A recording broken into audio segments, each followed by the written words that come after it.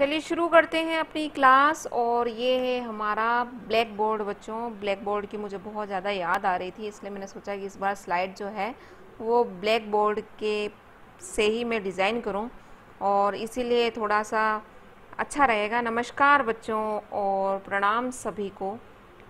इसमें हमने पिछला जो इसमें एंट्री भी की है मैंने बच्चों, जैसे आप करते हो मॉनिटर, हमारे क्लास का मॉनिटर करता है, आपको याद आ ही गया होगा। कक्षा 10 विषय सामाजिक विज्ञान, और आज का जो हमारा पाठ है वो है 15, और जिस पर मैंने ऑलरेडी पहले वीडियो बना लिया है। एक ये सेकंड वीडियो है, उसे आप पहले देख लीजिए, फिर ये अपने आप समझ में आने लग जाएगा आपको। भारतीय अर्थव्यवस्था की विशेषताएं एवं नवीन प्रवृत्तियां, इसमें हम विशेषताएं पढ़ रहे हैं, इसलिए यही हेडिंग डाली है मैंने। और पिछले वीडियो में हमने अविकसित अर्थव्यवस्था के बारे में पढ़ा था। अविकसित अर्थव्यवस्था कही गई है, उस पर मैंने 8 पॉइंट भी आपको समझाए हैं, वो देख लीजिएगा आप। इसमें हम पढ़ेंगे भारतीय अर्थव्यवस्था जो है वो विकासशील अर्थव्यवस्था भी कहलाती है, और वो क्यों कहलाती है उसके आधार पर कुछ पॉइंट दिए गए हैं आपके सिलेबस में, वो ही हम इस वीडियो में पढ़ेंगे। तो ध्यान से पढ़िएगा और बिल्कुल आराम से, लाइटली। ज़्यादा इम्पोर्टेंट, ये टॉपिक इम्पोर्टेंट है लेकिन इसे समझना इतना मुश्किल नहीं, आराम से आप समझिएगा तो अपने आप समझ में आएगा। पहला है राष्ट्रीय आय तथा प्रति व्यक्ति आय में सतत एवं तीव्र वृद्धि। सतत का मतलब होता है बच्चों निरंतर, यानी अगर हम देखें कि भारत की जो राष्ट्रीय आय है वो स्वतंत्रता के समय से लेकर आज तक इसमें निरंतर वृद्धि हुई और तीव्र वृद्धि हुई है। तो इसीलिए जो कह सकते हैं हम, हमारा जो देश की जो अर्थव्यवस्था है वो विकासशील अर्थव्यवस्था। पूरे विश्व को दो, आपने पहली कक्षाओं में पढ़ा होगा कि हमारे जो विश्व को अर्थव्यवस्था के तौर पर 2 अर्थव्यवस्था के बारे में पढ़ा जाता है, विकसित और विकासशील। तो हमारे जो देश है और उसके जो पड़ोसी देश हैं वो विकासशील अर्थव्यवस्था में आते हैं। तो इसी का एक पॉइंट है। दूसरा है अर्थव्यवस्था जो है उसकी संरचना में परिवर्तन।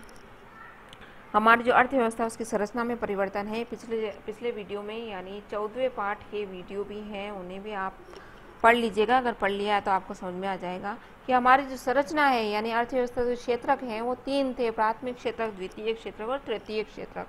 तो संरचना में अपने आप परिवर्तन आ रहा है, अब प्राथमिक और द्वितीयक क्षेत्रक में नहीं, बल्कि हम तृतीयक क्षेत्रक की बात करते हैं, यानी उसी में ही सबसे ज़्यादा जो अंश है हमारा काम करने का वो तेज़ी से बढ़ रहा है। तो उसी को ही, मतलब दूसरे पॉइंट को डिस्क्राइब करने के लिए आपके 2 पॉइंट दिए गए हैं: विशाल तथा तेजी से बढ़ता सेवा क्षेत्र। यानी तीसरा जो तृतीयक क्षेत्रक है वो सेवा क्षेत्र कहलाता है बच्चों, और सेवा क्षेत्र जो है वो तेजी से बढ़ रहा है। तीसरा है हमारा, दूसरा पॉइंट है व्यवसायिक संरचना में परिवर्तन। यही बात डिस्क्राइब होती है इसमें कि व्यवसायिक संरचना यानी कृषि के क्षेत्र में हमारी निर्भरता जो है वो कम होती जा रही है, स्वतंत्रता से लेकर अभी तक, वर्तमान समय तक। तो इसमें यही पॉइंट आएगा। तीसरा है हमारा, तीसरा आप समझ लीजिए बच्चों, आर्थिक एवं सामाजिक आधार संरचना में सुधार। यानी केवल आर्थिक नहीं, सामाजिक आधार संरचना में भी हमारे सुधार आए। इसमें शिक्षा और स्वास्थ्य की बात आएगी बच्चों। शिक्षा और स्वास्थ्य में हमारे बहुत ज़्यादा सुधार हुआ है, इसीलिए हमारे देश को विकासशील अर्थव्यवस्था के रूप में कहा जाता है। अन्य कारक में हमारी जो जनसंख्या वृद्धि दर है वैसे बढ़ रही है, लेकिन पहले की तुलना में अब कम वृद्धि हो रही है ना। 2001 से 11 के बीच में हमारी जो जनसंख्या वृद्धि दर रही है वो 17.64% ही रह गई है, तो जो कि पहले की तुलना में कम है। ठीक है, तो ये कुछ पॉइंट हैं जो हमारी जो भारतीय अर्थव्यवस्था है उसको विकासशील अर्थव्यवस्था कहती हैं। आधारभूत या आधार संरचना एक इम्पोर्टेंट पॉइंट है जो प्रत्येक अर्थव्यवस्था के पाठ में आएगा, तो इसे आप बिल्कुल ध्यान से समझ लीजिए। और कई सामाजिक लेसन को, मतलब ये एक नींव है ना, बेसिक चीज़ें क्लियर होना बहुत ज़रूरी है। आधारभूत किसे कहते हैं? इसका तात्पर्य उन वस्तुओं और सेवाओं की उपलब्धता से है जो अर्थव्यवस्था की कार्य पद्धति को सुगम बनाते हैं, यह उत्पादकता में वृद्धि करते हैं तथा आर्थिक विकास के लिए आधार प्रदान करते हैं। तो ये क्या है? सड़क, विद्युत, शिक्षा, स्वास्थ्य, बीमा, बैंकिंग आदि आधार पर ये सेना के प्रमुख उदाहरण हैं। सॉरी, यहाँ पर थोड़ा शब्द गलत हो गया है। ये आधारभूत संरचना के प्रमुख उदाहरण हैं। ठीक है बच्चों, तो समझ में आ गया होगा। मतलब ऐसी वस्तुएं, सेवाएं जो दूसरे अर्थव्यवस्था मतलब दूसरे उद्योगों को, दूसरे व्यवसाय को अपना आधार प्रदान करते हैं, यानी उनको सुगम बनाते हैं। सड़कें नहीं होंगी तो क्या उत्पादन जल्दी से बाजार तक पहुंच पाएगा?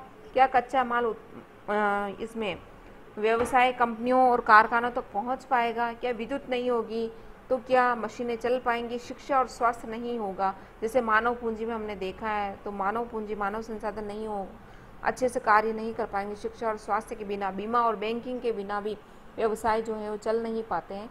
तो ये आधारभूत उद्योग कहलाते हैं, ये आधार संरचना कहलाते हैं। और प्रमुख जो उदाहरण है सड़क, विद्युत, शिक्षा, स्वास्थ्य, बीमा, बैंकिंग, ये सभी हैं। तो बहुत बहुत धन्यवाद बच्चों, आपने समझ लिया होगा। तो अगर कोई क्वेश्चन हो तो आप कमेंट बॉक्स में बता दें मुझे। खूब पढ़ो और खूब बढ़ो बच्चों।